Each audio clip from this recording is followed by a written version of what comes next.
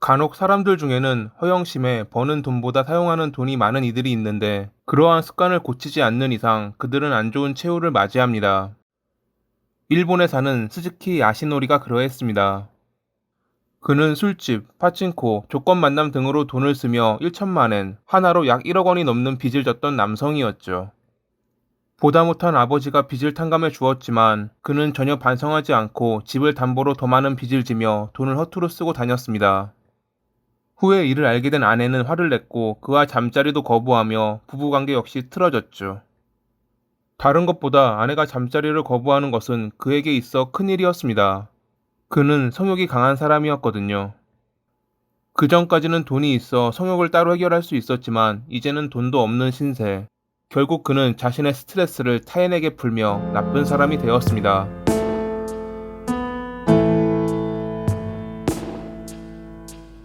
1969년 일본 후쿠오카현에서 자동차 정비소를 경영하는 가정의 장남으로 태어난 야스노리는 어릴 때부터 성에 관심이 많았습니다.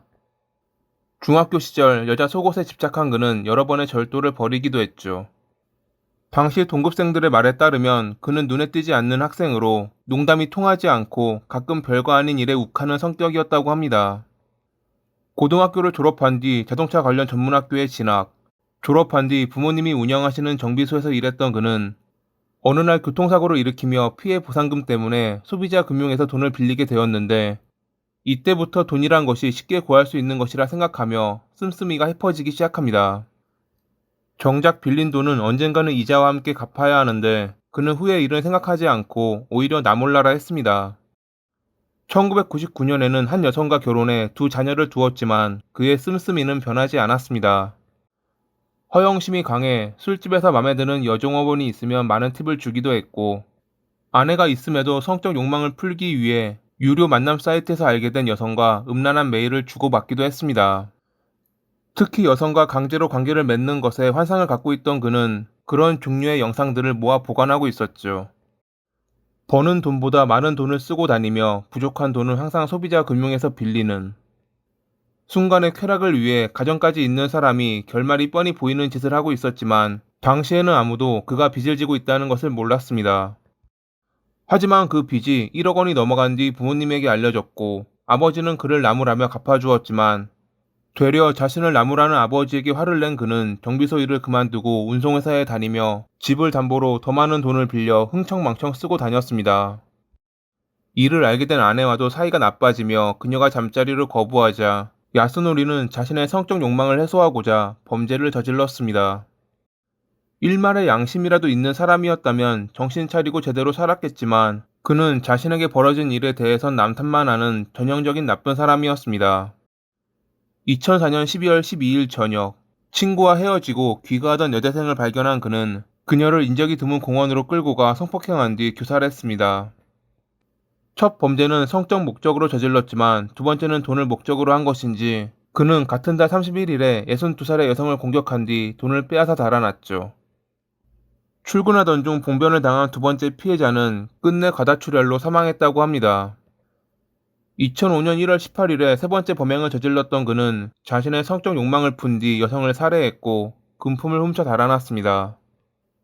그렇게 한 달 만에 세 명을 살해한 야스놀이였지만 주변 사람들은 아무런 위화감을 받지 못할 만큼 그는 평소처럼 행동했다고 합니다.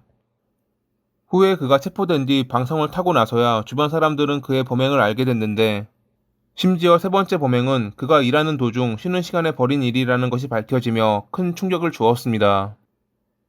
당시 그는 자신의 DNA 증거를 현장에 남기긴 했지만 강력범죄 전과가 없었기에 경찰은 용의자를 색출하는데 어려움을 겪고 있었죠. 하지만 그는 2005년 3월 8일에 멍청한 짓을 저지르며 체포됩니다. 야스노리가 세 번째 피해자에게서 훔친 물건 중에는 휴대전화기도 포함되어 있었는데 그는 이를 사용하다가 체포되었던 것입니다. 그가 훔친 휴대전화기로 만남 사이트에 접속했던 것을 경찰은 확인했고 위치 정보를 통해 그를 체포할 수 있었습니다. 한두 번이 아닌 계속 그 휴대전화를 사용했고 본인 명의의 아이디로 사이트에 로그인했던 그의 멍청함 때문에 가능했던 일이었죠.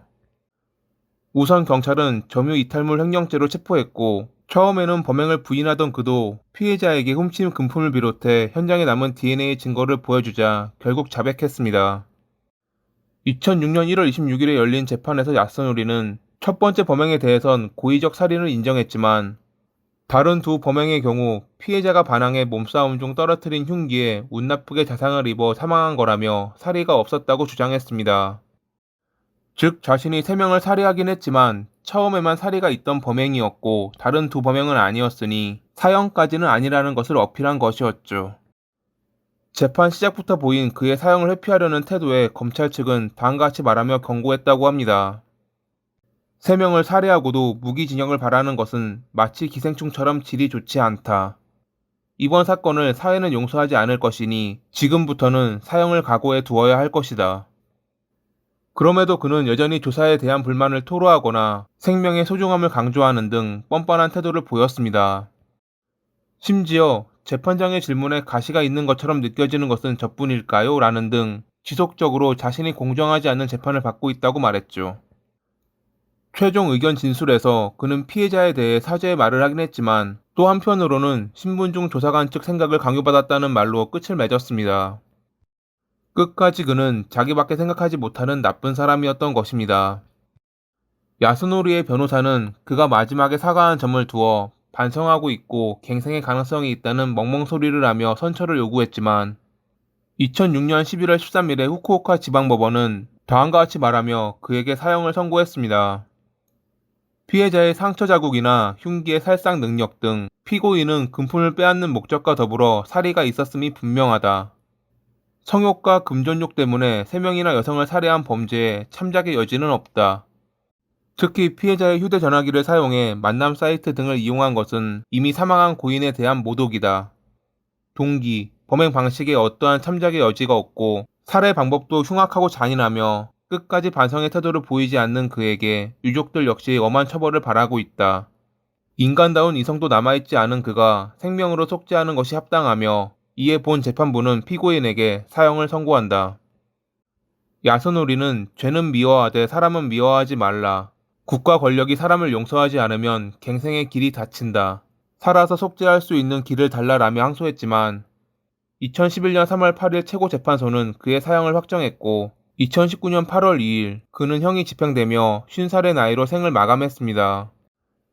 자신의 성욕, 금전욕을 이기지 못해 나쁜 사람이 되었던 야스노리. 아니 사실 나쁜 사람이 된 것이 아니라 원래 나쁜 사람이었을지도 모를 그가 영원히 지옥에서 죗값을 받고 있길 바라며 이만 마칩니다. 오늘도 시청해주셔서 감사합니다.